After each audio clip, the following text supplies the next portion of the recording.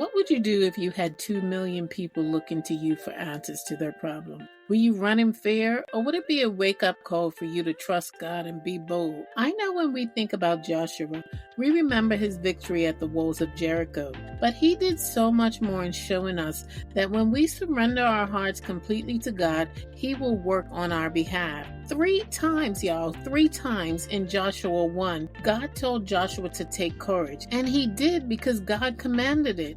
In Joshua 1:9, God says, "Have I not commanded you, be strong and of good courage. Do not be afraid or dismayed, for the Lord your God is with you wherever you go." Can I put this in perspective for you? Do you know that an entire generation died in the wilderness because their fears were bigger than their faith in God? Can you imagine the fear Joshua must have carried, thinking, what if the same thing happened under his leadership? But Joshua chose to let God fill him with the courage to move past any previous failures so that he could achieve his future successes. Now, you may not be leading 2 million people, but you are the leader of your life. If you're hesitating to step into something new because of fear, doubt, or uncertainty, remember, it isn't about pretending fear doesn't exist. It's about refusing to let it rule you.